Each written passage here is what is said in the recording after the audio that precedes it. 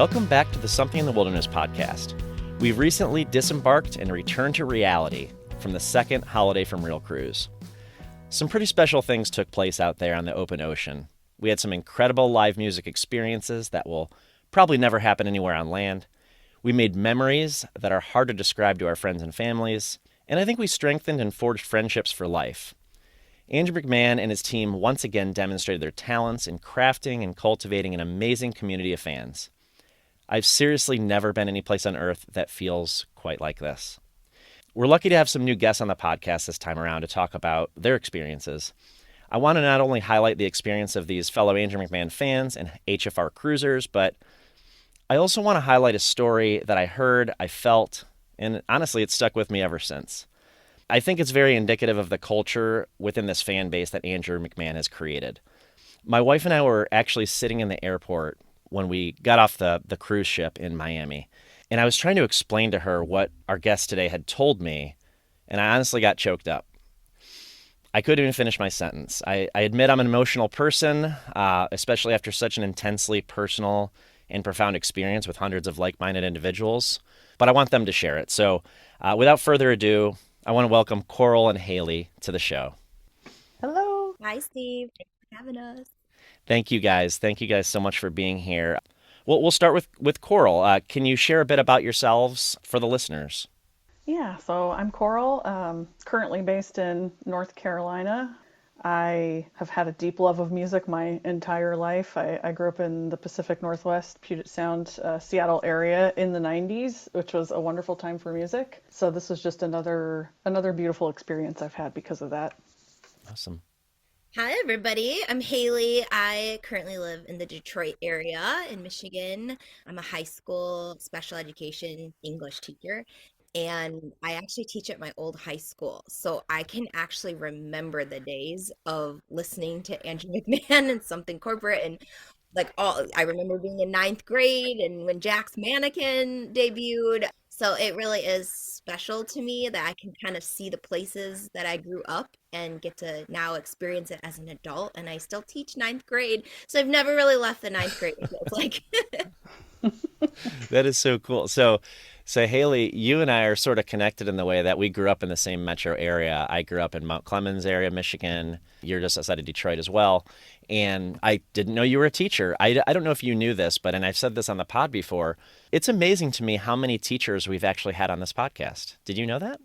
I didn't know that. No. Yeah, you might be number 6. I'm estimating right now, but like there's probably some cross section of comfort level of a teacher being, not every Andrew fan wants to be on a podcast, right? But there's probably like a comfort that comes with being a teacher that you're like, yeah, that sounds like something I could do. Yeah, that makes sense. We have to do a lot of public speaking every day, multiple times, Yeah. repeating ourselves. And also with that said, something else that comes up on the podcast is it feels like a lot of Andrew fans are in the helping profession. So counseling, social work, and teaching. I put teaching in that category.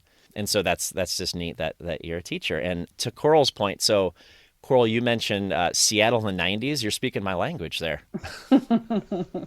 Like Yeah, I'm a grunge kid, so I was a grunge kid, still absolutely. am. Yeah. Yeah, it was a pretty magical thing. I'll use that word a lot probably while we talk, but it really was great growing up at that time, and I was able to experience a lot of really cool shows and a lot of things at a really young age being there. So it was really special. That is pretty special. Well, the way I like to usually start this show is having guests tell the listeners where they started with their Andrew McMahon fandom. So where did you step into it? How did you learn about Andrew? We'll start with Hayley this time. I remember getting introduced to like Constantine Mm-hmm. like the summer before ninth grade and really then kind of discovering Something Corporate. And those were like back in the MySpace era. Oh So yeah. I think it was, if I'm remembering correctly, like I think it was people putting song lyrics in their like, I don't even know what it was called back then on MySpace, whatever it was, their profile, essentially their profile. And I remember like looking up, like there was like a lyrics.com or whatever we used back then. And I remember like looking them up, and then that's how, right, you'd find the song. And it was all through people posting lyrics through this avenue, right? And at that point, it was kind of, that would have been 2004. So it was actually a little late to the something corporate world, but I Hmm. started getting into their music first, and then I remember in ninth grade, 2005-ish, right? Like I was getting into Jack's Mannequin, and funny story, I remember going to my friend who also was a big Andrew fan and being like, "Did you hear about this new band called Jack's Mannequin?" Because I didn't know that was the word mannequin. It's just so embarrassing to admit, but I called it Jack's Mannequin for a hot minute there, okay? And then figured it out, and anyway, and yeah, so that's kind of where the fandom began. I thought you were going to say you called it Jack's Mannequin for like the whole entirety of Jack's Mannequin's career. So that would have been even funnier. I'm happy that is not the case. You figured it out. Yep. Someone helped you figure it out, probably. Yep. Fair enough. How about you, Coral? Where did you come in? Oh, that killed me. Yeah, I actually came in a little bit later. I think Soko and Jax were kind of in the background, but I really developed my love for Andrew. Probably, I want to say it was around 2014. There was a breast cancer benefit show in Sacramento, and it was Matt Carney, Matt Nathanson, and Andrew. It was like right after he launched his first Wilderness record, and there was literally no one there. It Whoa. was my friend, me, a couple people, and when Andrew performed, I remember there being this circle of maybe 6 people who were just freaking out as he was like singing, some of the songs from the previous bands.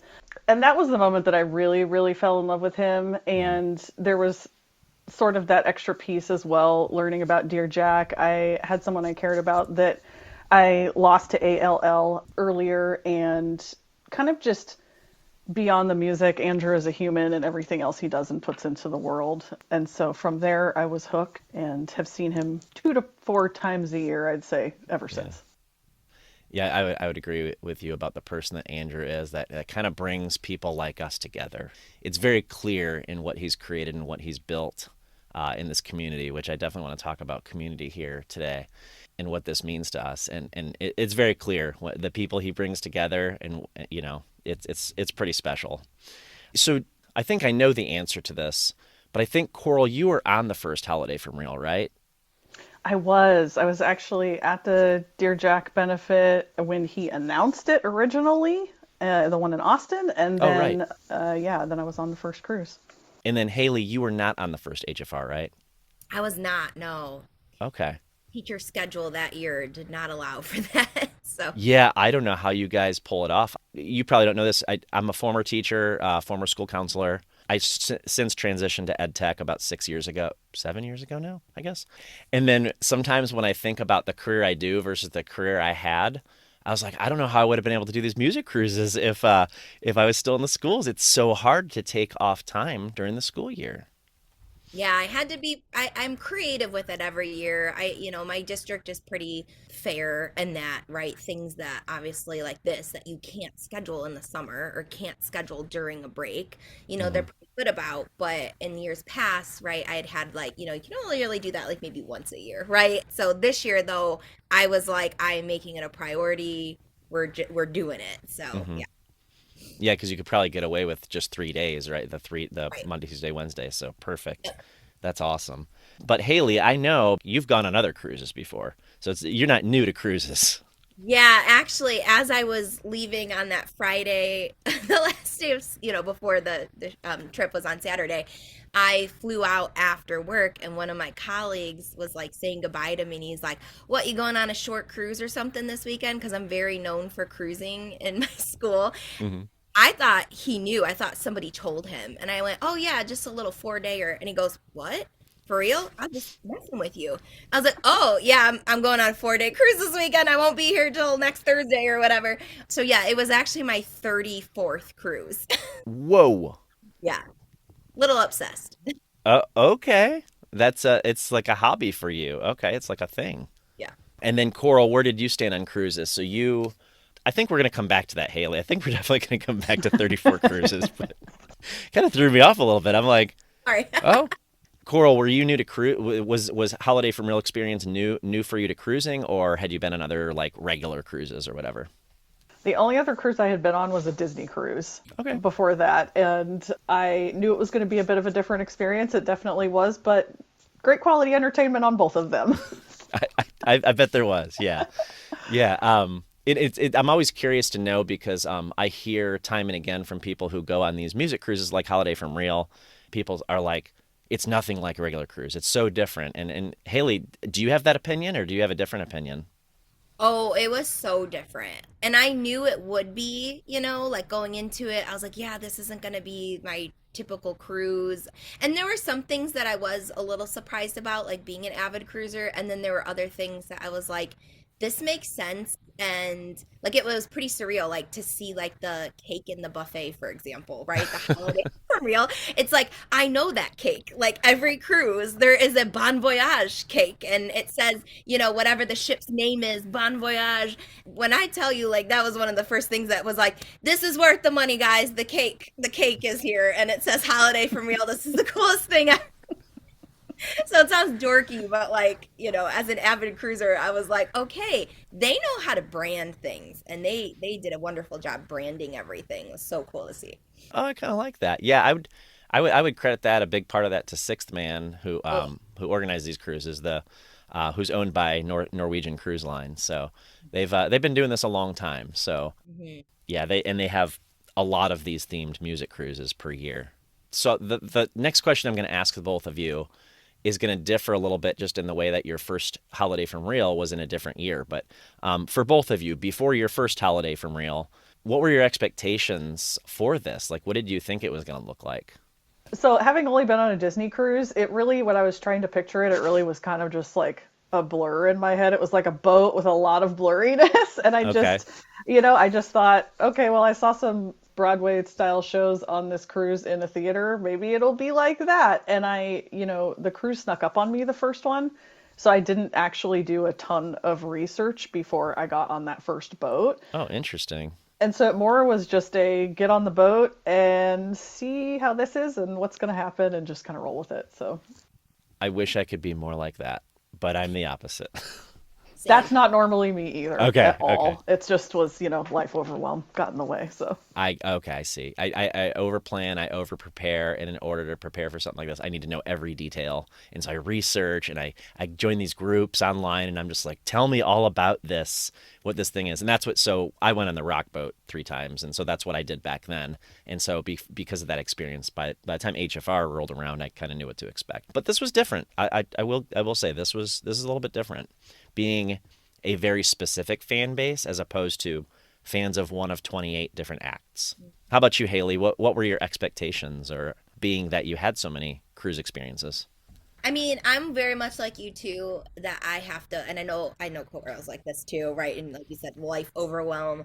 I do feel like I had the advantage of like I booked this so long ago, and then it was like as soon as I booked it, I got into the Facebook group, and it was just little by little I could kind of research, I could kind of see what other people were saying, other what other people were asking, and so I do feel like I had a pretty good idea. I think one of the things that I thought it was going to be like is I really thought, because as a cruiser, meals are a big thing, like food, right? And so like going to lunch and then going to dinner, and like where are you going to have dinner? Where are you going to have lunch? Like all these types of things in my head, and I pictured, and this was kind of going into a little bit, I won't go too far into it, but like a little bit of a worry of mine, right? Is like going in as a solo cruiser, like who am I going to eat with? It brings back like feelings of high school, right? Of like you don't have to sit lunch with someone, like who are you going to sit with at lunch? And I quickly realized that there was not even time to eat on this ship. Okay. Like you are so busy wanting to do everything that there was one day where it was like I was like walking around with pizza in my hand as I'm going downstairs to like another show. So I feel like I went into it sort of thinking like that aspect of cruising was going to be the same. And that part of it was pretty different from me, but in a good way. Like it was the one cruise where it's like I didn't care about the food. I didn't care if I ate. I was just like vibing the whole time.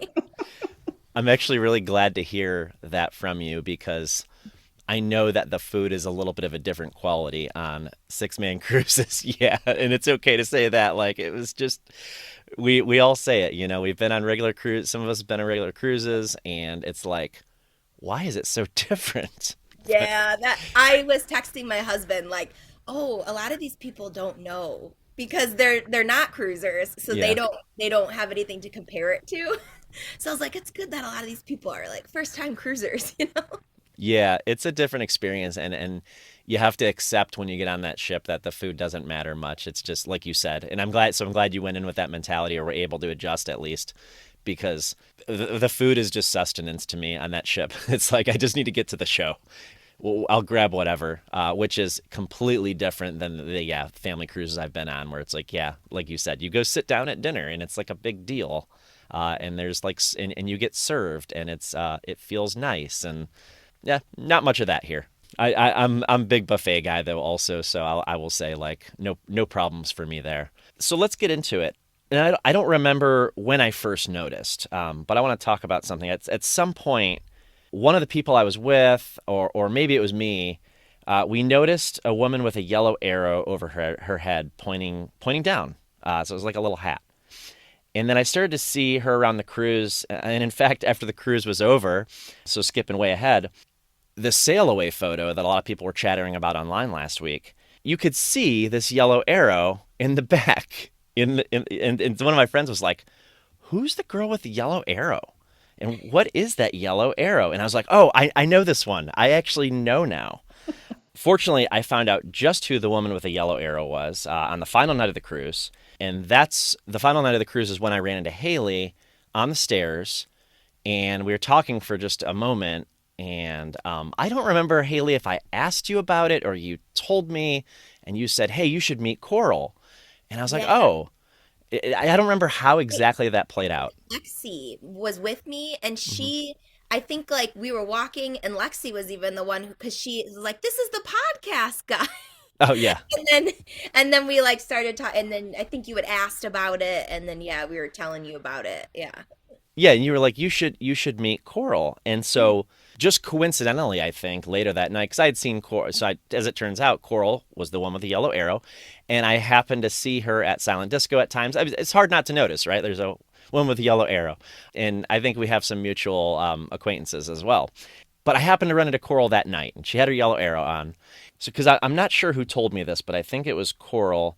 So I'm going to give my interpretation of what happened, and then I'm going to turn it back over to you guys. But what I heard from one of you or both of you is the yellow arrow exists to make sure that no one ever has to feel alone or be alone.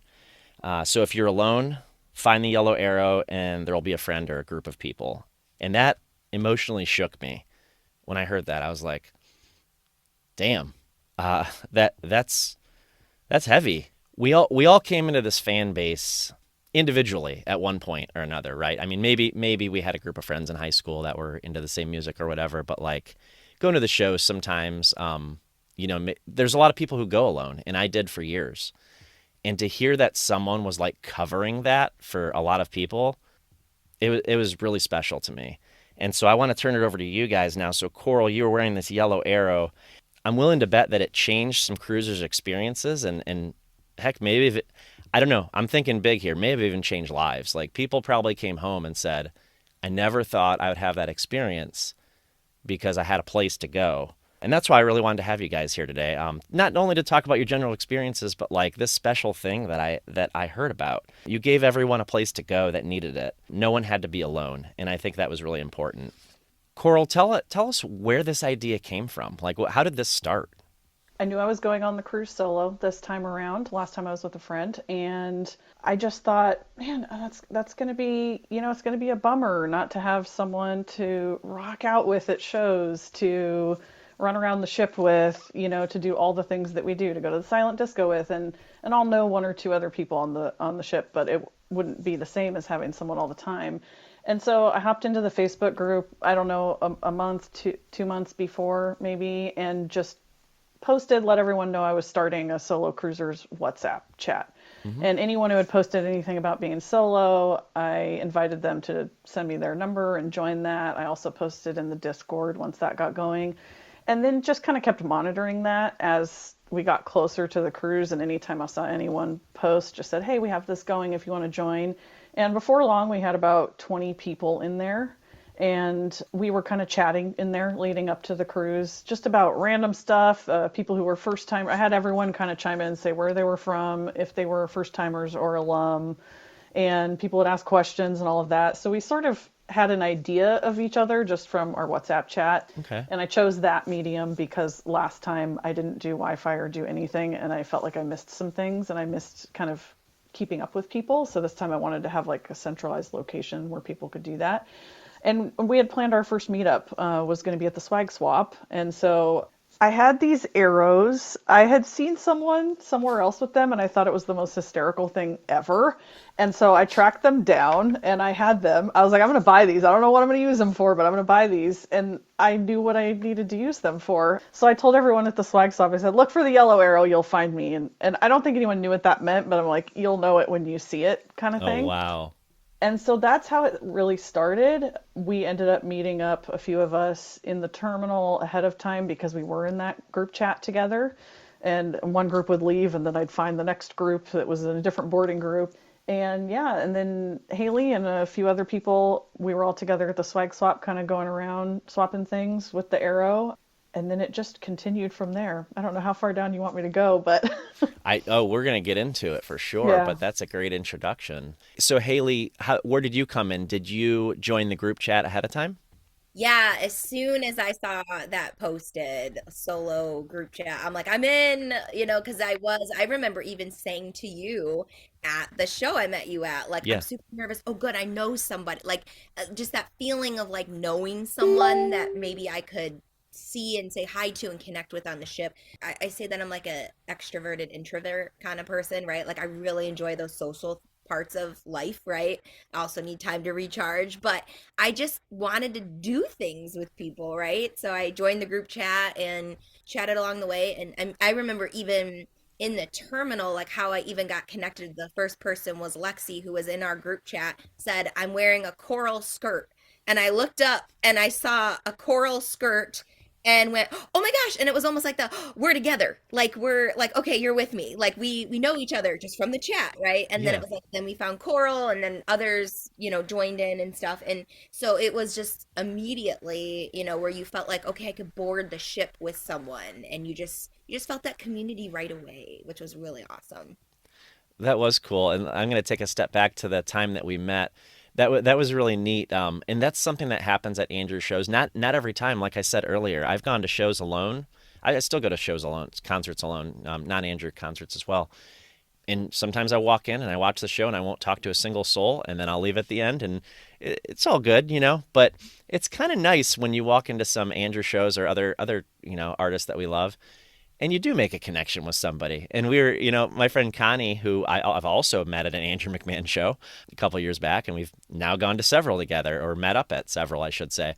We were standing there for the 11:10 VIP benefit, and you guys were sitting right in front of us. And I think we must have mentioned the cruise, right? Yeah, and my And then, husband heard it. He was like, okay. "Going on the cruise," like whispering to me. I'm like, "What?"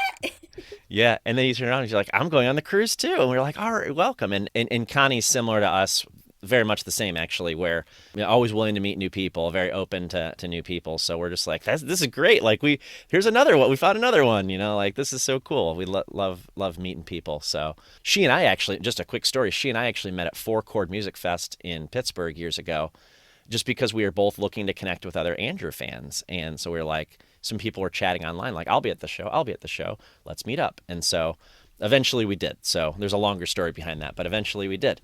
And so it's just kind of cool to meet other fans at shows. And so again, coming back to the to what you guys built here, it's pretty special that there was actually like a system in place for people to go and find other fans. So Coral, you said you ordered multiple. I think I heard you say you arrows plural. Like, were there more arrows, or was it just your arrow? I guess I'm confused on that. yeah, there is one other arrow. It is red. I wore the yellow one because it matched my shirt, and now I will be stuck with the yellow arrow for the rest of my life. But there's a red one also, and I carried that around until we bumped into Andrew, and I got him to wear it. Oh, okay. Like, how did you explain to him what was going on? Well, I had seen him, I think, the day before for my photo. Mm-hmm. And I walked in with the arrow. This was on day 2, morning, day 2. I walked in with the arrow, and he was like, "Oh my God, I saw you during the entire show yesterday." So when something corporate was playing. So I got my photo with him, and I told him, I said, "I have another one. I'm going to find you while we're on the boat, and I'm going to ask you to take a picture with it on." And so I just, followed up on that. We tracked him down in the casino one of the nights, and Hayley got us in there, and we have a group photo where Andrew and I are both wearing arrows, and some of the other solo folks are in there. And as we were taking those photos, they were telling Andrew what the arrows signified. I'm glad he knows. I think he needs to know that, honestly. Hayley, you said you first found Lexi on the ship. Did you find Coral as a result of the arrow then at the swag? You said you found each other at the swag swap, right? No, in the terminal. So, Oh, which I don't think you didn't wear your arrow until the swag swap. Is that right, Coral? Yeah, That's right. Yeah, because that was our official meetup. you kind of just walked in. So there was just like a few of us who just happened to be at the terminal in the same area. And then yeah, then I ended up eating lunch with Coral and like 2 other people, and then we kind of just as a group then went to the swag swap, and then that's when like more people found us because of the arrow. yeah. All right. Yeah. Hayley, do you think this finding this solo cruisers group changed the experience for you based on what you would have had without it?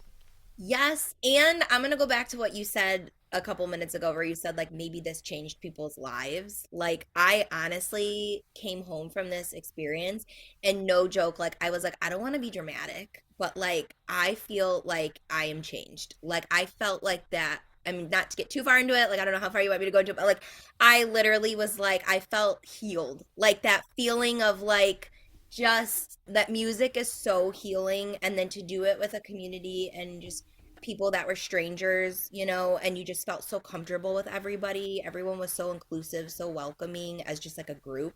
And then we even welcomed other people into the group, like Hmm. I literally was like that was way better than I thought it was going to be, and I thought it was going to be amazing. It's just like even better. It's interesting when it becomes more than just the music, because the music is what brought us all here. But it's really interesting, fascinating even to me that a community can be built and we can make these special connections. I've made some really special, great friends through the fan base, and I love meeting new people. And so when I met you in Detroit, and then we saw each other on the ship, we are like, hey, it's Hayley. And then I met Coral on that last night, and it's just like I love, and I could name so many others. I just love interacting with other fans. It's so special, and I really feel like I gave myself time to do that this time, whereas I felt a little more stressed on the first ship, the first holiday from Real. Maybe because it was new, but maybe it's just the way I handle, those exciting type of situations. I feel like I need to do it all, run from place to place. I was very consciously trying to slow down this time and enjoy the moments to connect with people. I'm glad sounds like you guys had the chance to do the same. Once people, I mean, you've kind of touched on this already, but once people started finding you guys, like what happens next? Like you go to meals, you go to shows. Like, is there like a meeting point after that, or is Coral the meeting point? Yes, I am the meeting point. We also kept the chat going for those who did have the Wi-Fi, but Hmm. yeah, I think everyone just kind of threw their whereabouts into the chat. I definitely did as much as possible, so everyone felt like they always had somewhere to go at any given time if they wanted to join or if they wanted someone to go see that particular show with. And then I tried to have the arrow on as much as possible. I didn't know going into it that was going to be a thing. I was only planning to wear it for the swag swap, Oh, just so really? everyone knew what the other ones looked like. But then it sort of just, it turned into its own thing, and that we just kept in touch and kind of talked ahead of time, oh, where are you going to be later? What are you planning today? Oh, drop it in the chat. Here's where we are. Look for the arrow. Go to the cocoa zone, Uh-huh. which we had two different groups who like to watch the main stage shows, some closer to the front and one in the back, and that's always where I was, the back of the front. And yeah, we kind of just almost got into a little bit of a routine after the first day. I think maybe that's why I saw you around so much. I feel like we have similar spots. I really enjoyed that. I'll call it the front of the second section. That's where I Hmm. enjoyed the Andrew shows from this time, which it was a little bit different than the way I did it last time. I just didn't want to be stressed about trying to get to the front and trying to find a spot. And my wife's a little shorter. She did go up front for one of the sets, but I stayed kind of, again, front of the back section. And I really enjoyed that view. And I kind of like that at some concerts, being able to see all the people and all the reactions and things. And I like to, watch everybody have a good time. Maybe I saw your yellow arrow in front of me somewhere during those sets. I wonder if you're in any of my pictures. I didn't even think to look. It's definitely possible. I usually tried to not have someone behind me, or if I did, then I would try to take the arrow off once the music started because I Okay. didn't want to be that person, you know? Right, like the person wearing something big on their head. Yeah, I mean, it was Exactly. pretty Yeah. thin. It's not like it was, Yeah. like a giant hat or something. Yeah. That So, wind also was brutal on the pool deck, so sometimes I had no choice but to take it oh, off. that's true. That's true. Like there must have been moments where you guys looked around and realized how many people had gathered because of this thing. And that must have felt pretty cool. Like you're welcoming these different people and it sounds like even people who weren't part of the original group chat. It's just like, yeah, you want to join us? Join us. I think that most of the solo cruisers picked up other solo cruisers along the way, and by the end of it, I think there were probably close to 30 of us in the chat by the end. Hmm. And just, yeah, it kept multiplying. It was a beautiful thing. There's probably non-solo cruisers that came up to you as well. Like what's with the yellow arrow? Like how do you respond to Constantly. that? Yeah, 'cause I almost ended up with sort of a spiel because this happens so frequently, but I Yeah. just told them, oh, I helped organize a group of solo cruisers, and this is how we're all finding each other, and it's been really fun. And I had one anecdote that I constantly got from so many people. It was always women. They're like, oh my gosh, my husband would love me to get one of these so he could like find me in the grocery store or find me in a crowd or whatever it was that they would say, which I thought was really funny. But it was, for me, on top of hanging out with all these amazing people, it also turned into a way that it connected me and started conversations with people constantly all over the ship. And so they would come up to ask me about it, like, oh, I've been seeing you everywhere. What does this mean? And then we would get into another conversation. And so I got to have all these great, meaningful connections with so many people because of this one thing. That is so awesome. I love to hear that. Was there one story regarding maybe someone you met or something that happened because of this group chat slash yellow arrow that really stuck with you like after the cruise? Like Haley, you kind of alluded to it earlier, but is there like a specific example of something that happened that you're like, wow, that was really special and it happened because of this thing that we put together? Yeah, I mean, I guess I could, as far as my own experience goes with Hmm. that, I I mean, it's been a lot better in the last few years, but I feel like I admittedly like used to struggle with social anxiety, like especially, and I think I probably think about this more of like because it was so prevalent when I was a teenager and like my early 20s and stuff, where I would be one of those people who like I had friends, but I liked my little group, and it was scary for me to step out of that and put myself out there and I kind of kept to myself a little bit in social situations. So for me, that's something that I've had a lot of personal growth with that in the last few years. And so it was great to kind of see that in the wild, so to speak, right? Where Hmm. I was like, yeah, I can just go out there and put myself out there and make friends with people and feel that connection. Even like coming home, like talking to my husband when I got home and he was like, I was so proud of you. Like and hearing him say that Oh, was because he's like, I know that you are nervous about this, and I know that, like, you are good at making friends, but I think I doubt it. You know what I mean? I kind sure. of have that self doubt of you think of, like, okay, well, what if I don't find anybody? What if this? What if that? And I'm not somebody who used to, like, do things on their own. My husband's like that, or like you, Steve, how you're like, yeah, I just go to shows alone. I've never gone to a show by myself. And there Oh, have been times where it's like, if I can't find someone to go with, I wouldn't go in years past, right? And so this was a huge step just to think, okay, I'm going to go by myself, even because nobody else can go with me. I'm still going.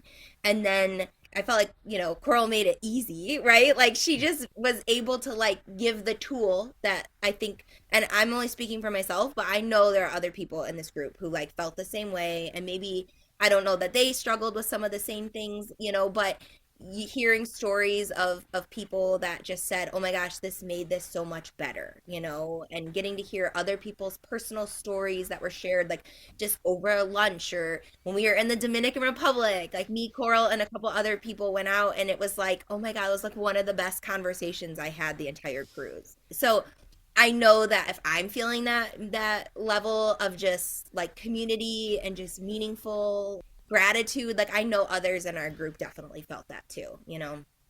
how about you, Coral? Do you have a specific thing you took away, or like an example, something that happened that you'll always remember? Or I mean, there's so many things.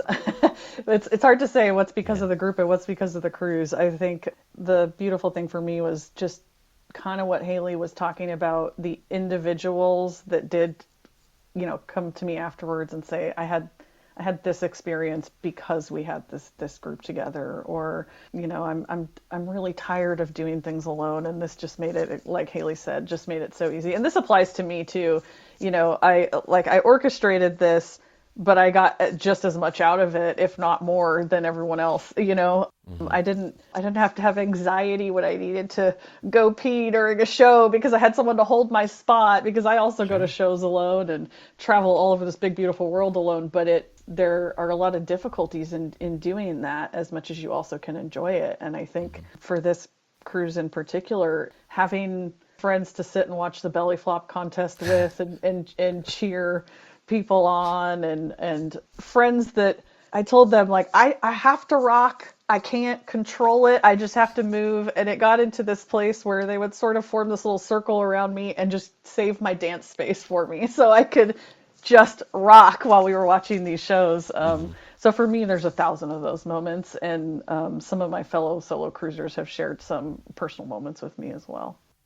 That's awesome. Like I said, meeting you guys, talking to you guys on the ship, that is one of the things that stuck with me. Honestly, there's a lot of things. I mean, like you said, there's a bunch, and I'm sure, I know we all agree on that. But the times I mentioned this earlier, the times I just got to stop and talk to people, it was so important. I would encourage anybody who does this to make sure you just take some time and just stop and acknowledge like where you are, and be present in that moment, because the music, we haven't even gotten to the music yet, by the way, which is so important.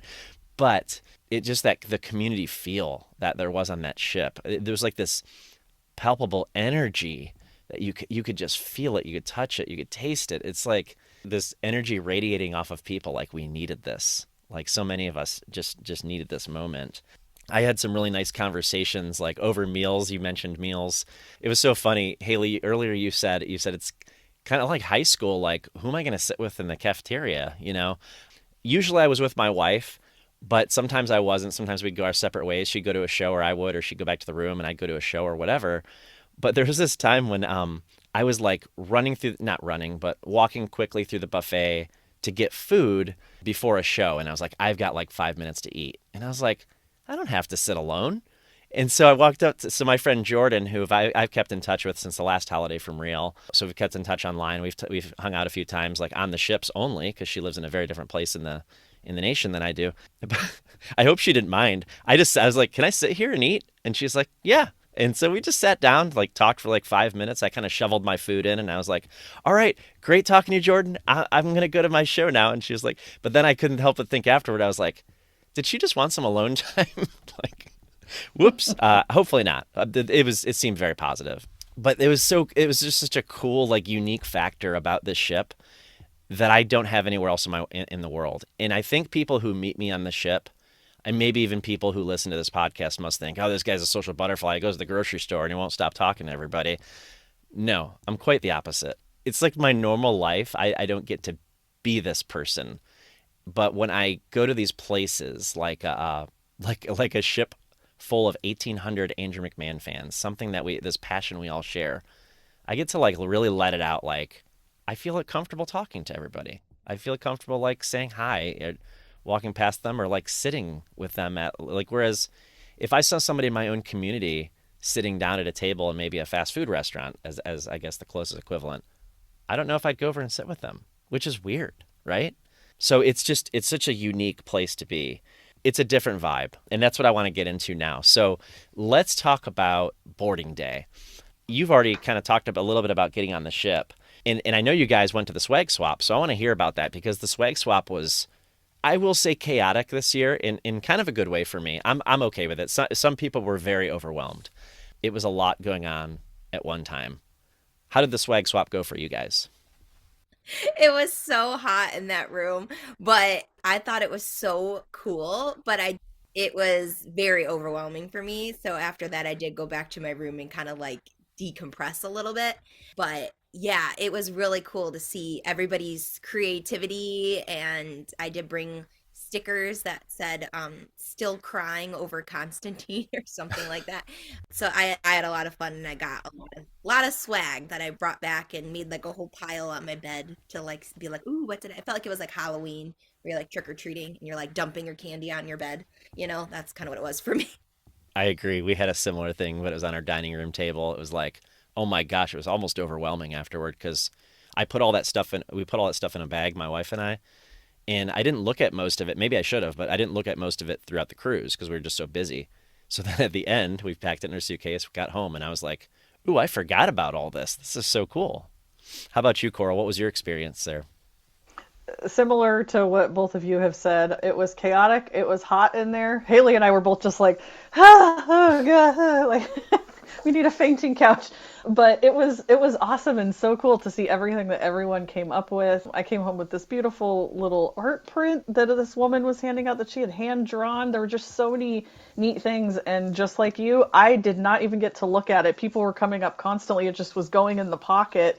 And same thing, wasn't until I got home, all on my dining room table, and now I have a row of like 30 tiny ducks on my mantle, next to my Polaroid of Andrew and I. And yeah, it was just a cool thing, and I love to see everyone's creativity. It was pretty neat. I think people took it to the next level this year. There were some great ones the first year, but there was more of that this year. A lot more participation, which I just think took it to the next level. Some people really went all in. And even people who didn't make anything came in and they were, some people were just like, "Hey, what's going on in here?" And people were so friendly, like, "Here, have a bookmark, have a sticker, join us, you be part of the fun." That was really enjoyable. I did have to leave the swag swap early because I had to run down to the Rocket Summer. I'm a big Rocket Summer fan, and he was playing in the atrium at 2 o'clock, so I had to cut my time a little short. But I do feel like I got the full experience in that hour. Like you said, Haley, I was kind of done anyway. I was kind of like after that much time, I was like, no, I'm good. And then went to the next crowded space when there's only one thing going on in the entire ship, it does make it kind of crowded, but at the same time, it was really fun. What did you guys think about the like getting on the ship in general, and maybe even outside of your group, just kind of looking around at all the people? Like, what maybe this is a good question for Haley since this was your first time around with this. Like, what was that like seeing everybody walk onto the ship? Probably different than a regular cruise. Yeah, it's only slightly just because I'd never gotten to a ship before when the terminal wasn't open. So I actually got there like I think I had an earlier boarding time. So but I ended up being like, I don't need to get there that early. So I think I got there at like 10:15, and the Hmm. actual terminal building wasn't open yet. And I was like, oh, that's a first. So we lined up outside, and I was like, okay, this is. But that was cool. And actually, one of the girls that we met at the show that was standing like next to you she noticed me in line. So I met her at that same show and we became Facebook friends. She Okay. noticed me in line. And so it was crazy to me. It was like one of those feelings of like I'm in the right place at the right time. I always look for those little moments in my life. I don't know, I'm a little woo-woo like that. But I was like, of all the people I could end up next to in line, one of the people that I met in Detroit, right? And I haven't like, really talked too much since then, other than just like a little bit on Facebook, ends up right next to me in line. Like, what are the odds? So from like literally from the beginning of just before I even boarded the ship, I felt that sense of welcoming, that sense of like, these are my people, Hmm. somebody else next to me was like a history teacher. Nice. Like, so I was like, okay, like, you know what I mean? I just felt that feeling of like, this is going to be an amazing 4 days, like just from the beginning of, lining up outside, So, but other than that, everything else was pretty normal, pretty standard to getting on a cruise ship. But I did see Andrew walk in and get to board. I think you were with me too, right, Coral? Did we see? Or no, it might have been right after I left you. Yeah, I Oh, that's was. right. It was right after I left you because your boarding time was a little bit later than mine. And I was walking up and they had said they had boarded all the talent. Because they were like, we're boarding the talent first. And I think I had boarding group two. So I thought for sure, okay, all the talent is, on there. And I didn't get to like say hi to Andrew there, but I saw him. I took a picture, from a little bit of a distance. And Mm. then I saw Jason from Michigander, which I had seen a couple couple times before, and I was really looking forward to seeing them. And so I did get to have a picture with him right there in the terminal, and I was like, "Oh my gosh, okay, money well spent. Like this is it. Like I'm good already, and I haven't even gotten on the ship yet." It's interesting you say that, Haley, because that's how I felt like an hour or maybe 2 hours into the cruise. I think even before it was before sail away. I looked at my wife, I was like, I've already got my money's worth. Like, Yeah. this was amazing because I had a very similar event that you did. We walk up to the terminal, get in line. They had already opened it, but we were just at the back of the line. Walk up. We're seeing Truesdale, the women that are in the band Truesdale. They're like unloading, and I'm like, I'm not saying anything to them. They look busy. They look kind of stressed. They're like everybody, like anybody that's pushing your bags, right, would be. And so I'm like, I'm not going to bother them. We're going to keep walking. And then we got in line. And we were like 2 people away from some Ohio friends we've met, I think on the last holiday from Real, actually. And I think we said something to the people in between us. They were like, oh, sorry, these are friends of ours. And they're like, no, they're friends of ours too. It's all good. And so we all kind of like started talking. It was funny. And then, yeah, going in and like between not just the swag swap, but just like walking in onto that ship. And like people were hugging, and it was like, a lot of us, that went on that first cruise, we hadn't seen each other a year and a half, or maybe even if you've never gone on the cruise, like you may know some people from other Andrew events and things like Red Rocks and like any tour that you've been to that you may have seen some of these people. When you go to a lot of Andrew shows, you start to see some of the same faces. I know Haley and I are both Midwest people. So like I've started to see some of the same people around at these Midwest shows, which is a fun, like it feels very comforting. But yeah, people were giving hugs. I ran into Ivory Lane, who we've chatted on this podcast before, and she gave me a hug and took a picture with me. Saw another girl, Jana, who I had met on the last cruise, and we're like, hey, she handed me her like Swiftie CD because she knows I like Taylor Swift as well. Like it was just so fun walking to that environment, and it's like I've described it all kinds of ways: summer camp, family reunion, Disneyland for adults, like whatever you want to call it. Like it's just like no place on earth. So magical. So coming into the ship, Haley, you mentioned Michigander. Were there specific artists that you were like, I have to see that artist? I have to see their sets, I should say. Yeah, the starting line was that band for me. Huge fan. I remember going like to their they did I think they did like a farewell tour or something when they kind of stopped touring there for a while and went on their hiatus. So it'd been a long time since I had seen them, but I was a huge fan. So I saw all 3 of their sets. So that was like a non-negotiable for me. We got to see Kenny out in the wild when we were in the Dominican Republic, and got to see him do karaoke. So like that was so cool that I think my focus, coming on was like, oh, where can I see like Andrew and stuff? But then it was really cool to also just kind of see the different artists. And going back to Michigander, like even that first day I ran into him like 3 times, and finally the third time I was like, can I ask you about a song? And then he just like sat down, and then Coral, being amazing, like got this really cute candid photo of me and him like sitting down and just like chatting about this song. I was like, oh my gosh, like even though it is like, right, we're all Andrew McMahon fans, like just getting that opportunity with the other bands as well was really incredible. I want to hear from Coral as well, but a side note, I was wearing my Michigander shirt on day 2, and it has his face on it. So Jason's face, as Michigander has Jason's face, has the tour dates on the back. And of course, he's eating breakfast like 2 tables over from us. So I got up, and I was like, I'm not going to go up to him while he's eating breakfast. I get up and I start walking, but he happened to be walking and going to grab something or whatever. And he saw me, and he called me over. And I was like, he was like, come over here. And he's holding a plate. And I felt so guilty. He's like, come over here. He's like, that's awesome. I love your shirt. Thank you so much for your support. He was so gracious. And I've never talked to him before, but I've seen them live. And he's like, let's get a picture, man. And I was like, oh, okay. Trust me, I wanted the picture, but I just felt guilty. I had this guilt. And our picture is of him holding his plate of food and me holding my coffee. It's just like nowhere else in the world. When else in the world are you going to run into Jason at breakfast and he's going to be like, let's take a picture with our breakfast together? So great. That is awesome. How about you, Coral? What artists were you in particular interested to see on this one? Sorry, I'm still laughing because something you were saying was reminding me of something ridiculous we did. Oh, it'll come up, I'm sure. What you're talking about. She knows what I'm talking about.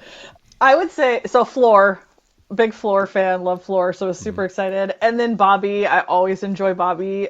And I like Backlog as well, but Bobby Solo, really love him. And I discovered Petey just when the lineup was announced Hmm. and ended up kind of really loving him. So I was really excited for his sets too. Not to jump too far ahead, but did you enjoy PD's sets? I really did. Yeah, I thought they Awesome. were great. I think I hit two of them. I very much am a person who's like, I must see every band at least once and all the bands I like every time. And I do it every time. I saw all three Floor sets, but Whoa. it was, and I saw every single band, but it was a lot. But I do logistics in my job, so I feel like I'm pretty good at getting things orchestrated. That's the sacrifice I made this year. So, the bands I was excited about in particular, the starting line I do enjoy, and I originally said I'm going to see the main all three times. I'm going to see the starting line all three times. I got it. Then I got to see Michigander. I got to see Truesdale. I got to see Ivory Lane. I kind of settled on eventually. I had to talk myself down prior to the cruise. I was like, if I see him once, I'm good. I'm going to try to like take it easy this time, not run around.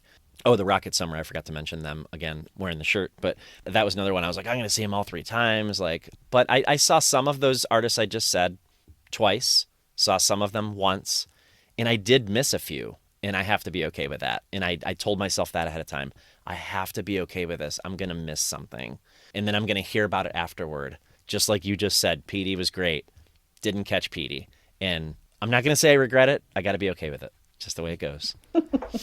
So, all right. So there must have been conflicts, right? So you're in logistics, you said, Coral. So you somehow manage these scheduling conflicts.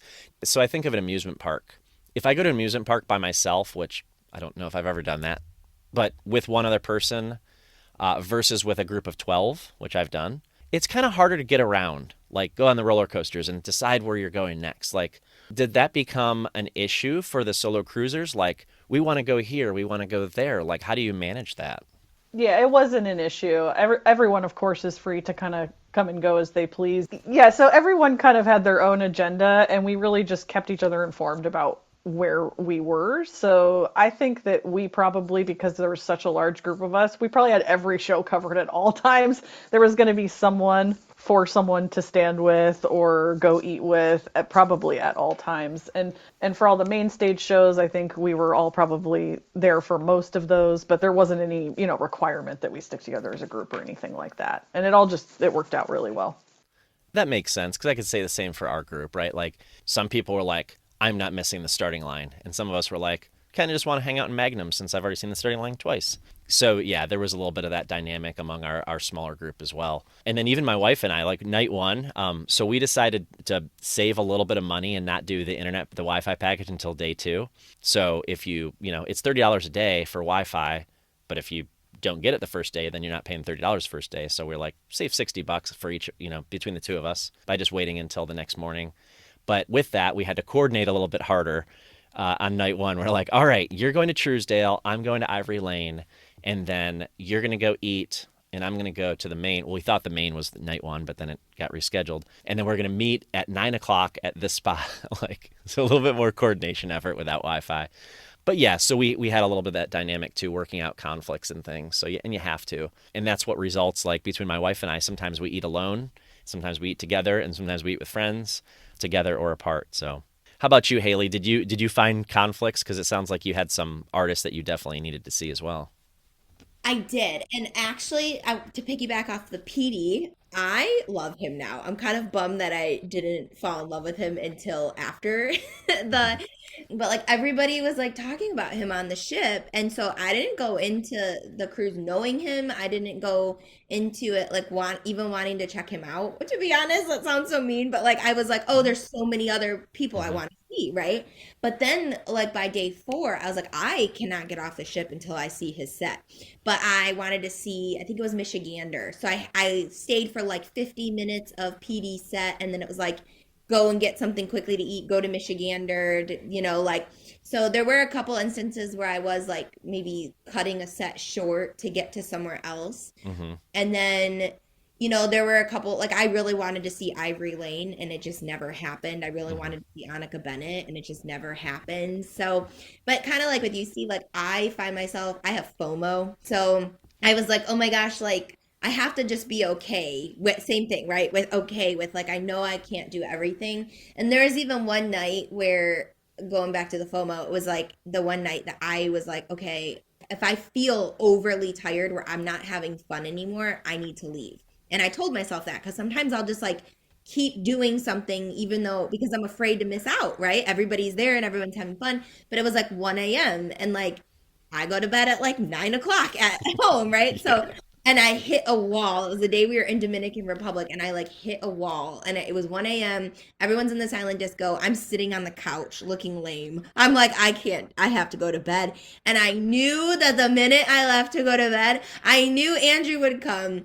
I was not prepared for him to crowd surf though and be dancing with all the people that I was just with. So that was a hard one to swallow.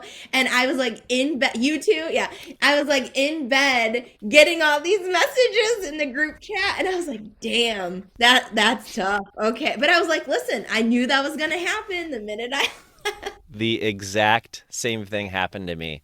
I was proud of my wife because she's more like I'm a late night person, but she's more like, hey, I go to bed by 10 o'clock every night. How am I going to do this silent disco thing again?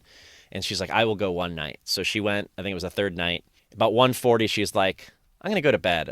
You can stay if you want, And I was like, no, you know what? I had a really good time today. I'll go to bed too. Was it 5 minutes, 10 minutes later? Andrew comes in, of course. I think right before 2 a.m. I could not believe it. I heard it at breakfast the next morning. And again, I was just like, a lot of self talk. I was like, it's okay, Steve. This is all right. You've had a great experience. You've had all these experiences that other people, maybe some other people on the ship didn't get. Yeah, a lot of that. And then my wife did come to Silent Disco the last night, and she was like, I guess she was having so much fun. She came for 2 nights. I couldn't believe it. It was awesome. But we had such a great time.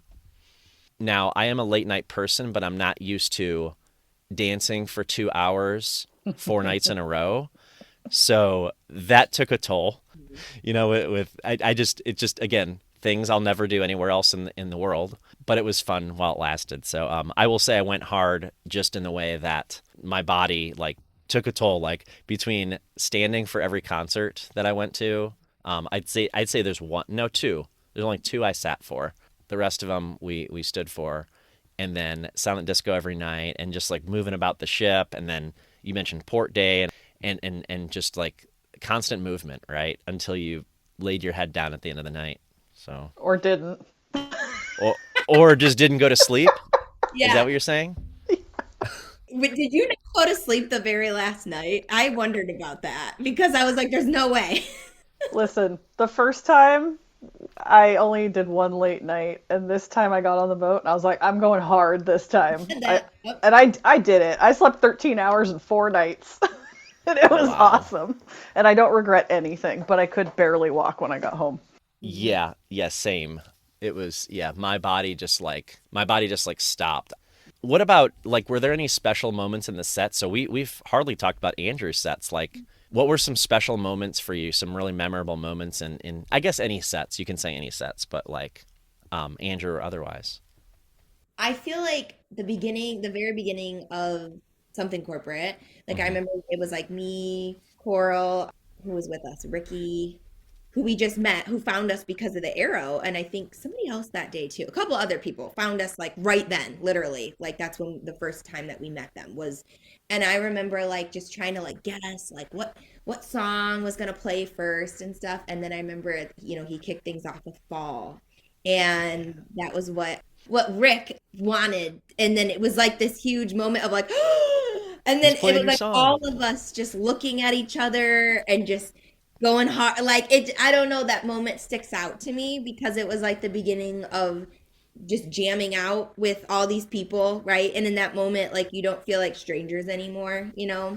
And that moment stuck out to me in the something corporate set. And then Hmm. I think even later that night was in the theater for the starting line.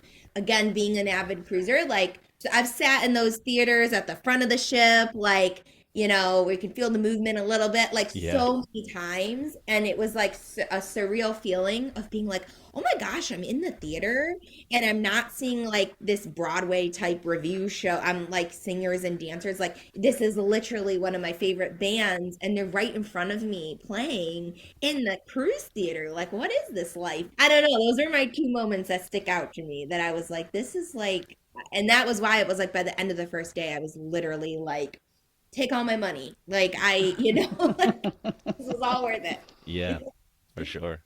I was at that starting line show as well. I like that. I think they opened with Islands, right?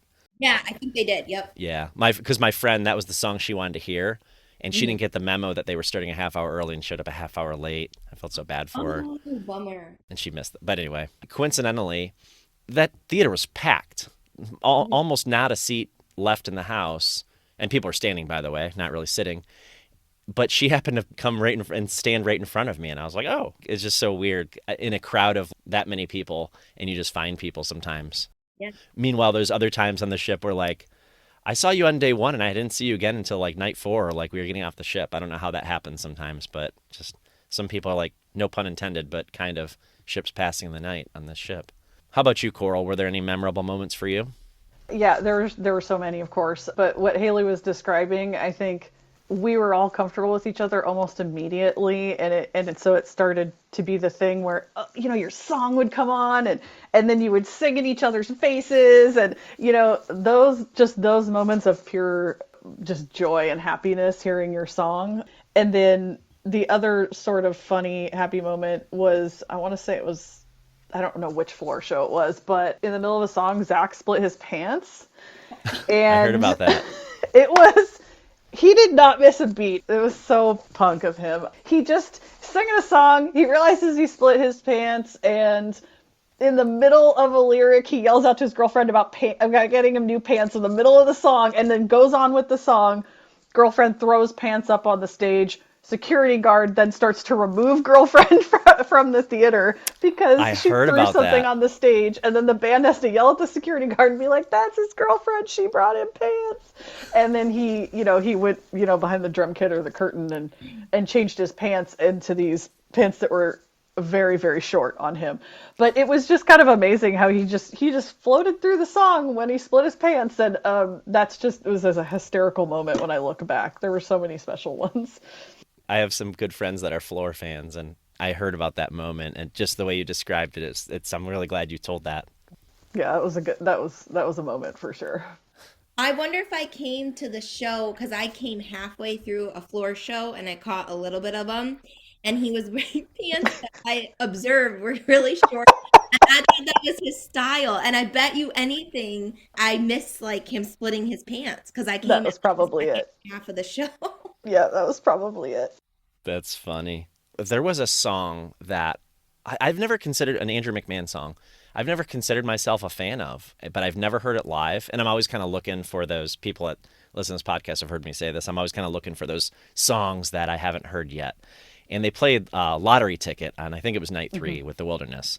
Again, it's never been like a super special song for me, but that was one that hit really deep for me. And I think it was 1,800 of us shout singing "We Are the Fortunate Ones" because it just felt very fitting in that moment. That surprised me. I think that song is going to be like one of my theme songs in my mind when I think back to this cruise. And it's interesting because it's like it gave it this new life for me because it never really caught my ear before, to be honest. I've heard people say they love it, but that's what that song means to me is like being on the pool deck shouting, "We are the fortunate ones." That was a special moment. What did you guys think about Teenage Rock Stars at the end of the last Andrew set? I was like, this is so perfect. Like, oh my God, Exactly. I thought it was so Perfect. fitting. And again, like feeling like, at times like I'm reliving my high school years, right? Listening to the same music, teaching in the same, like I literally, my classroom is my English classroom. Like I teach in my old English classroom with, Wow. that I had this teacher for like all 4 years of high school. So it was one of those moments where I was like, this is like the full circle moment. And then say I just wanted to piggyback off what you said, Steve, about lottery ticket. I literally, when that song came on, I thought it was a B-side because I was like, oh, I've heard of this song, but I've heard it before, but like, okay. Like I've never, but like it, when thinking about, have I heard this song before, right? And then I connected with it so much in the same way that you said that now I'm like listening to it on repeat and being like, I've heard this song before, but for some reason it just never stuck out to me before as like a favorite. Hmm. That was such a powerful moment. I loved that too. Yeah, it's on the deluxe edition of the first Wilderness self-titled, I think, if I'm correct. And so it's one that I've missed a lot. Like I catch it sometimes, but it just doesn't come up a lot, you know. But it's cool that I could kind of add that to my, to my list now and be like, okay, I get it. I get that one now. I'm a big fan of the Maine, and so I said earlier I had to see as much of them as possible. But that was one where I had to cut myself off, and I'm like, I saw them twice. I don't need to see them a third. I don't need to see them every single time. But I was so happy. So I'd planned. They rescheduled their set from the first night because of the weather, inclement weather outside, and they rescheduled it for the Stardust on day 2. So I had to be there. So I actually had to leave. We haven't even mentioned the Prom Queens yet. William Tell and Brian Ireland's band, cover band. But I had to leave that set a couple songs early so I could run down to the Stardust in my wet bathing suit. So sorry, Norwegian. I brought a towel. I did sit on a towel, or I actually didn't sit down, so it didn't matter. But went into the Maine, and they played my favorite song by them and one of my favorite songs of all time called "Unlost," and it's just kind of a theme song for my life. And I even have my wife cricketed a T-shirt that had some of the lyrics on it that I wore on the ship, and so it was just chef's kiss, perfect that they played that song when I walked into the theater and I got to see their whole set. Again, it was one of those moments like, got my money's worth. This is what I came for, to hear Unlost out at sea with the Maine. Perfect. Love that. And any other surprises in the set list? Anything? Did you guys see Piano Man? I know you did on the last night, but did you see the Q&A with him on the last day? Yeah. Yeah. That was cool. It's funny. Some of our friends talk about this. Like, we feel like a proud father. Like, Andrew, he was chosen to play Piano Man at the Billy Joel tribute show in New York City recently. And I also feel extra special because we got to see him do that on the cruise, like as a practice. That was incredible. And I think too, because I'm sure all of us have read his memoir, right? And just Yeah. like knowing that that was such a inspiration for him. And I actually, a few years ago, he opened up for Billy at Notre Dame. Oh And yeah. I went to that show, and being able to like see him open up for an idol of his. And I was like in, it's like stadium seating, right? So I'm like the only one in my section who was just screaming every one of his, songs out loud. And it's like, I'm here for Andrew, not for Billy, but also I love Billy. Like, Yeah. and my husband's a really big Billy Joel fan. So it was like, getting to see both of our, he's also likes Andrew too, but like not the kind of fan that I am, right? And same with Billy. Like, so that was really cool to like have seen that and then know that he got chosen for this. And like you said, the practice, it's like we got this inside look at it, which was really, really special. Absolutely, yeah. And to clarify for anybody who was listening that wasn't there, on the fourth day he did a Q&A. So they interviewed him on stage. DJ Guns interviewed him, and he was telling some stories, which I thought was really cool in general. But then he went over to the piano and he was like, "Hey, I got to practice this because I'm playing at Carnegie Hall next week." And he played some or most of it, maybe all of it. And then that night he performed it like officially for everybody that was on the pool deck. So that felt really genuinely special. Like, hey, I'm going to share this with you. This is what I'm working on right now that I have to practice for. And he was very like vulnerable and open about it, about how he felt about doing that. So And then we all felt super proud once we watched the recording of him doing it at Carnegie. Like I felt like so much pride having heard him speak about what it meant to him and the things he was struggling with for the performance. And then having him perform it that night. And he had a few moments in the performance that night too.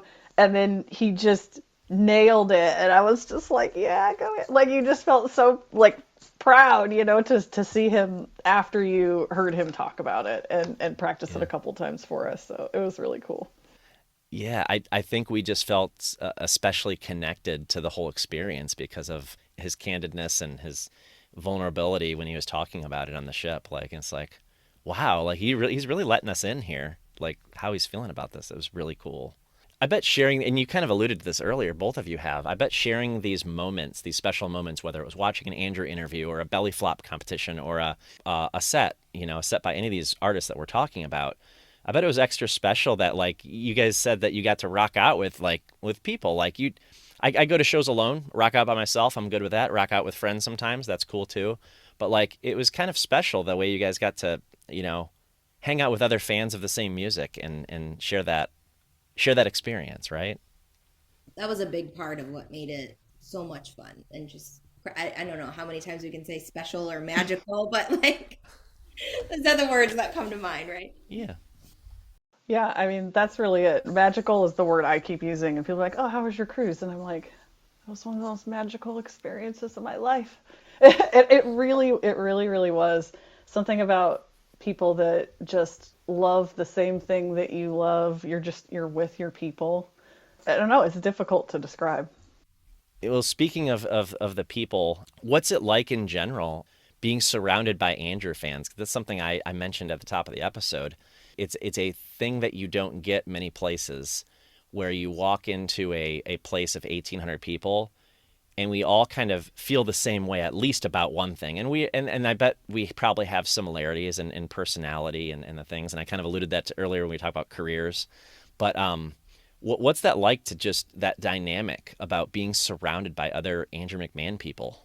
Yeah, one of the things I always say to people when I describe Andrew shows or Andrew experiences is that I really believe the fans are how they are because Andrew is how he is Mm. and who he is. And I think just in the same way that Andrew talked about in the Q&A, he talked about wanting to be mindful of the bands that he brings on the boat, and he wants to know that those bands are good people and they're treating fans well and all the other things he said.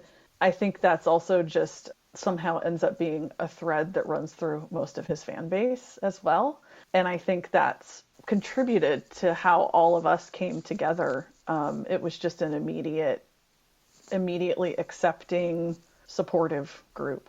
And everyone on the boat feels like that, not just us. That was very specific to our group. We felt that a lot, but you're also talking to all kinds of other people as well, and it seems like everyone is that way. It felt so safe and comfortable again Mm-hmm. to open up conversation to just both times I've gone on this ship I'm like, how do I take some of this not only feeling back with me but just like the nature in which we treat each other.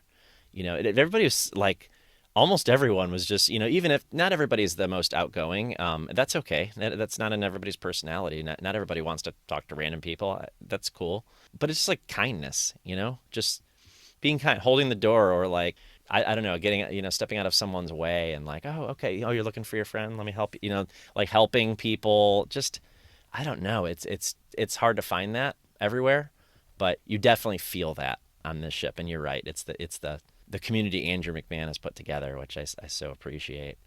I was gonna say, I think that has a lot to do with why we ended up like connecting with other people who were like, "Can we be added to the chat?" Like I think of a couple people even came as friends, and then they like so they weren't even traveling solo; they were traveling together, and we made friends with them, and then they were added, they were added to the chat and hung out with them, and I think it just goes to show, right? Like just that he attracts those type of people because of who he is. I think that oh my gosh, like that gave me chills when you said that because it's like so spot on, right? Of it really speaks a lot to the person and the community they build. Just like with you, Coral, right? Like to see the community that you built with us speaks a lot to you as well, that you attract that in.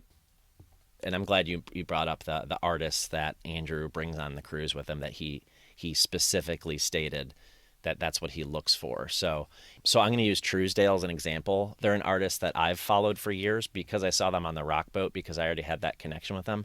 But a lot of Andrew McMahon fans didn't know who they were. I think a lot more people understood the connection once they saw them on the ship, and they were like, "Oh, I get it. Like these people fit here. These people are Andrew people. Like, they talk the talk, they walk the walk. They're kind, inspirational, genuine, vulnerable, open." And they kind of fit right in with the rest of them. So I've really enjoyed their music for years. But again, it was seeing them live that that turned that corner for me. And I heard that from several people, several friends that were like, oh, I get it now. Like these women are really talented, really amazing. So, but it's, fans and musicians alike. Like it's the people that Andrew attracts to his circle, which is really cool. And Hayley, I'll echo what you said. I really like what you said about Coral, kind of similarly in a similar vein, on a smaller scale, like the people that you attract and that you brought together and created this community. It speaks volumes about who you are too, Coral. So we appreciate that. Thank you. One thing I feel like has been missing sometimes in my life is that feeling of community back home. Like it's hard to find that, right, in this day and age, when a lot of things are online, a lot of things are virtual now. And so I have learned about myself more recently that it's something I crave is community. And I feel like this space, not just doing this podcast, but just going to a show and going on this ship with people, it fulfills that need, that desire for me to be part of a community, feel connected to other people, and share our passion. So a little bit of a lighter topic, but any unique moments on the ship? Did you guys have any like unique moments? Some of those, and I think we've already mentioned some, but some that were like, I can't believe this. This is like something that could only happen here. Like this doesn't happen in the real world. Should we tell the story of the?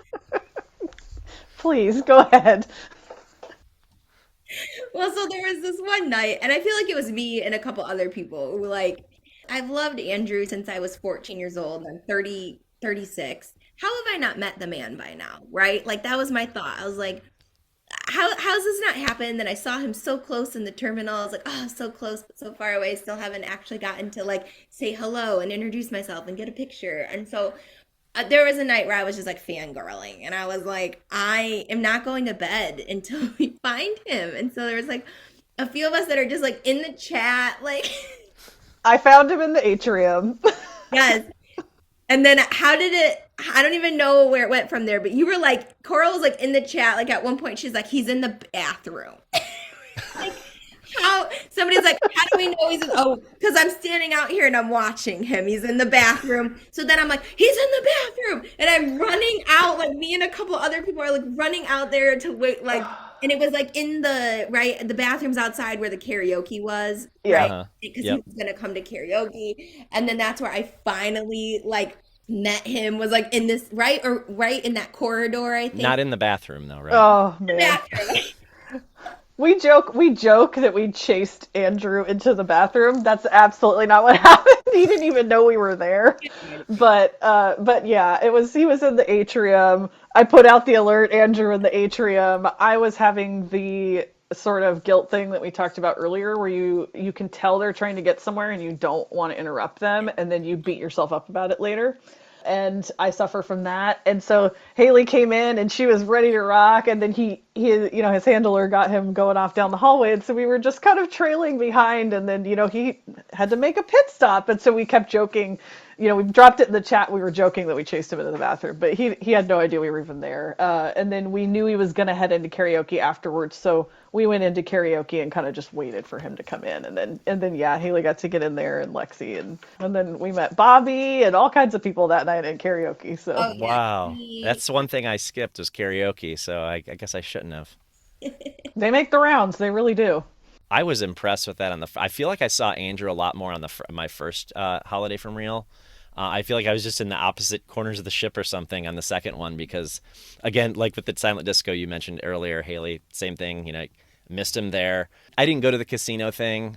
Again, it was one of those things like gotta pick and choose, and there were other things I wanted to do that night. So I walked through there really quickly. I can't remember where we were headed, but I kind of walked quickly through, said hi to a few people, and went through the casino while everybody was hanging out in there. But I actually didn't stay. So speaking of special moments, I was at the Hunter Blanc show where Andrew showed up, did Punk Rock Princess and Constantine. Were you guys there? Yep. That was incredible. That was like iconic. Walked in just right at the perfect moment too, because I think we were together, right? Like I think that was moments after we got the group picture with him. Yes. Yep. Mm-hmm. Yeah. I think he came from the casino, right? Mm-hmm. Yeah, because it was right around the corner. So you guys probably missed this, but Bryce Avery from the Rocket Summer also came and did a song with Hunter. It was so fun. It was like a dance party, but with a live performer. Yeah. The Hunter shows. And then when that happened, of course, everybody lost it. He did something similar last year, but it wasn't Constantine. He did, I think, Dark Blue last time, and Drunk Girl, Dark Blue and Drunk Girl on Holiday from Real 24 with Hunter. But it was so much fun. Everybody's singing along, and I turned to a friend. Maybe it was my wife. I turned to somebody and I was like, "Wouldn't it be funny if this is the only time he plays Constantine on the ship? Is like with Hunter in an electronic version in this like dance club vibe atmosphere?" But of course, he played it on the last night. He had to play the song. Hmm. Haley, you would have been disappointed if he didn't play it, right? Yeah. Yeah. Well, and that was another moment of me feeling like right time, right place. Like I was going to my room when they said our rooms are ready. And I didn't know that I've since learned that like Six Men changes the music, right? Throughout the ship, like in the hallways and stuff.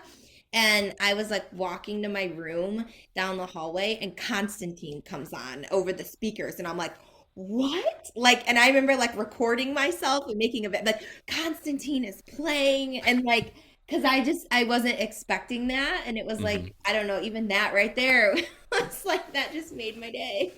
That is a kind of a unique thing about. I noticed they played '80s music on '80s Day, but otherwise, and even the next morning for some reason. But mostly it was the artists that were performing on the ship.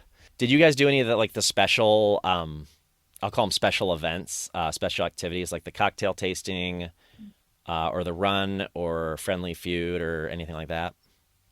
I did the run on accident because I didn't know it was like a thing where you had to get chosen.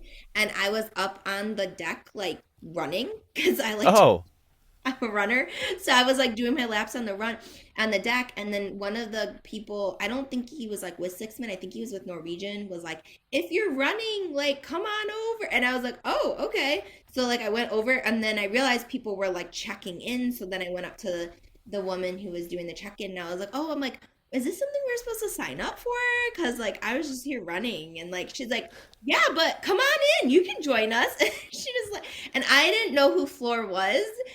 Yeah, I did the run with them and it was a lot of fun. And then they were like looking for some stretches because none of them really. And he's like, does anybody have any running stretches? I was like, I do. Like perfect. let's do kitchen. Like, and then they're like, this is really great. So like it was so much fun. It was cool to kind of incorporate my love for running with just like something happening on the ship and hey. Shout out to the two women who were running with drinks, by Ah, the way. Literally jogging with drinks. Jenna was one. I think Christina was the other. I met them on the ship. And I was like, that was wow. It's like a core memory. I'll always remember that vision of my wife and I watching the runners. And by the way, Haley, we were signed up. My wife and I hate to even admit this, we were signed up for the run. Breakfast went a little long. We were chatting with people, and we saw it kind of coming together, and we were like, I just ate an omelet. I don't know that I was dressed for it. I was like, I don't think I can run after just eating an omelet. What was I thinking? But I was really hungry and I'm really social. So like I was just actually that's when I ran into Jason Singer from Michigander. So I was like, I had my morning excitement. So we walked up there, we watched the runners. I felt kind of guilty. I was like, I'm supposed to be running right now. we had fun watching, We right? cheered you on. We cheered you guys on. We were like cheering as you guys came around for a little bit, and then we ended up hanging out with some friends. So you basically took my spot, so it's all good. See, that's probably why they were like, there's gonna be people who don't show up. It's okay. Come on in. Yeah. But speaking of, I got chosen for the Who Wants to Be an Emo Millionaire, and I was so excited. But then I saw it was at the same time as the pool party. It overlapped. Oh, So wow. I chose to go to the pool party instead. So Okay. Well, they pick alternates for that because my friend Celeste was an alternate for Friendly Feud and got picked and got to play. So that worked in his favor, which was awesome for him. And I got to watch that, and his mom was there, and we were all like cheering him on. So they do pick alternates. So I'll have you know, I'm sure somebody stepped in your place. So anything else about late nights, unique moments, anything like that?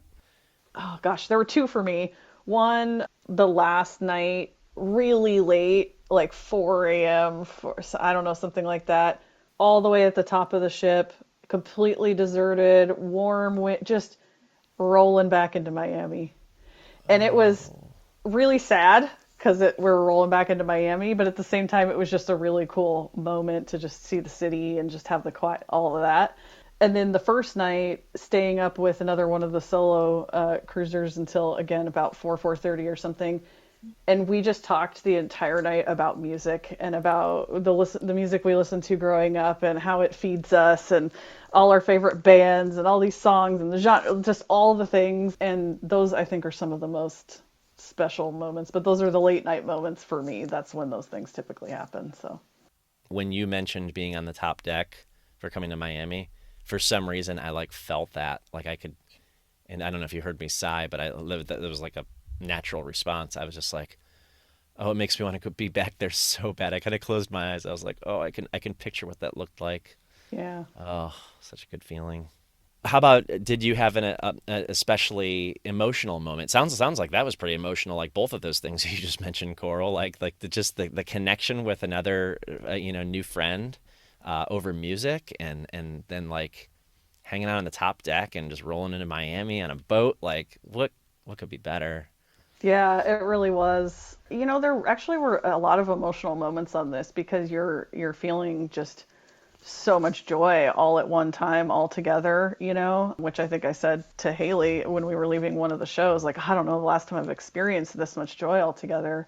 But also just the moments in the community and support become really clear, when Andrew played There, Katie on the last night. He wrote that song for his sister, and my sister passed away a couple years ago. And luckily, there was one friend in the group that knew my story. And, Andrew started the song, and before I knew it, I was ugly crying. And that friend, just grabbed onto me for a couple minutes and gave me that support that I needed in that moment. And then the rest of the song, I just, sang and cried it out with everybody else in the group, hugging, and all that. And gosh, there were so many. There were so many. Yeah, that's incredible. Well, you deserve it. We all deserve those moments to just be in the music and be present, and then be supported. Like that's I love to hear that. What you needed in that moment, you had it from the people and from the music. Yeah, absolutely. Coral, when you committed to the idea of wearing this arrow, and I know it was supposed to only be to the swag swap, but when you must have made a decision at some point. I'm just going to wear this from here on out because it seems to be a good idea and helping people maybe. What were you hoping would happen? I mean, exactly what did happen, just that it brought us all together and it made people feel like they always had a place, which kind of you described in the very beginning. Never feeling like you're alone in a crowd, which it's easy to do, and just knowing that there's someone that you can stand next to when you're enjoying this experience. Hayley, I really love what Coral just said. Hayley, what did this mean to you, coming on this cruise in general, but also as part of a smaller community, but now part of a larger community as well? I think with this, I'll kind of share if I can, like kind of what just something that was just planned in our little group chat because of this community. Like we're going to Pittsburgh, and Philly. me and Lexi, who were going to other shows, I think it like that in itself shows like what this experience did for me and for a lot of us is like we want to see these people again. We want to be able to experience a show together again and kind of have this just be a thing, right? Where we see each other at these shows and travel to get to, and even someone in the group like it's kind of I'm still going to Long Beach, by the way. I'm going to both. But Oh, cool. someone I just so happen to be in New Jersey in the day of the show, and 2 hours away, and someone in our group chat was like we can drive together, and because she lives in New Jersey and is like one town over. Oh, cool. I'll be in Philly as well. I'll be at that Philly 3 p.m. Oh my show. gosh, there you Look Yeah. for the arrow. Oh my gosh. That's so awesome. yeah so I I love think that you guys are like planning more events, and like that was gonna be one of my questions. It's like, will I see the arrow at other events? Are you really gonna bring it? Yeah, I mean, I think the arrow will not be forgotten. We're gonna take it out every time we go to a show where we're meeting up. I think we're all gonna probably a lot of us are gonna try and get tickets to the Dear Jack benefit, and yeah, but the arrow will be at Philly on the lawn. If anyone sees it and wants to come on over, come on over. And yeah, it'll be at future shows for sure. That is so cool. Yeah, I know several people going to that show. I'm down in the pavilion, but I will definitely look for you guys before and after. That is so fun. Yeah, so that's so cool that you're already planning like the next things. What would you guys say to someone that's thinking about going on Holiday from Real 2028, and maybe someone who's thinking about going alone and not sure about that? Please come. You already have a ready-made friend family waiting for you, and you will not regret it. Like Hayley said, first 10 minutes, it's like, here's all my money. This is totally worth it. Let's do this again. It's tough to do things solo, but it's kind of like a muscle that you can build. And I think just the 30 seconds of courage, that's like one of my things. Yeah. Just takes 30 seconds of courage. Push the button and book it, and then come join us. And I also think too, like, I know for me it did cross my head, it crossed my mind, right? Because when you go as a solo guest, like you're essentially paying for two people, even though only one. And I know for some people that might be like tough to swallow, right? Like I'm paying double for one person. But like I said, I mean, it is worth every penny. I would go even if the price was double. I mean, if I had the means to do it, right? Like so it's definitely like it's not something you're gonna regret, right? You're not gonna get on the ship and be like, oh, I regret being on a ship with Andrew McMahon and all these amazing bands. It's not gonna happen. But you'll regret not going when you hear all of us talk about it after the next one. So yeah. Yeah, and Yeah. you'll regret not getting your solo cruiser swag that we're going to have on the next one. Ooh, there's special swag, like branded Solo Cruiser swag. All right. It's coming. Thank you guys so much for being a part of this, being guests on here, sharing your stories. This was fun. It's also interesting to me. It's fun to hear different perspectives of like from the, what I'll call the other side of the ship. Like we crossed paths, we met, we talked briefly on the ship, but like you guys had maybe a different experience than I had. And I really liked hearing that from the both of you. So, and that was one of the goals for this, but also to share this larger story of like the fan community at large and what this can mean to people when someone like Coral, you took the initiative and you just said, we're going to have a place for people to come together and everyone's welcome. And that's totally my vibe. So I can wholly appreciate and respect that. Is there anything else that we didn't get to share, anything that we didn't cover that you guys wanted to talk about? I think the only other thing I will say that I did have in my notes, which kind of goes back to a moment or a song that I think like seasons of our life, right? Different music means different things to us, right? And I think that this cruise showed me that because there was another song like The House in the Trees when Andrew played that. I mean, that song, I've always liked that song, but that was a song that made me emotional. And it was one of those things where I was hearing it in the right time, in the right place, and it really resonated with me. And it made me feel like, yes, there will be people who come and go in our lives, unfortunately, right? But it made me even more gratitude for the people who were surrounding me in that moment and thinking about how I don't know. Like I think like things happen for a reason and things like that. You end up in a certain place for a reason. And it really, even though that was like a sad song that made me reflect on relationships that have sort of come and gone, it made me feel that gratitude even deeper for the people who were surrounding me that day.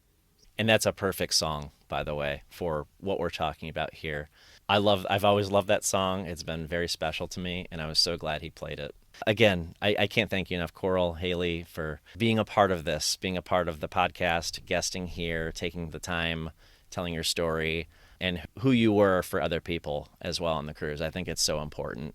I think we've all been, at one time or another, felt alone in a crowd, as you put it earlier, and giving everyone a place to go, I think is something really special, and it's a service to the community, frankly. So thank you for that.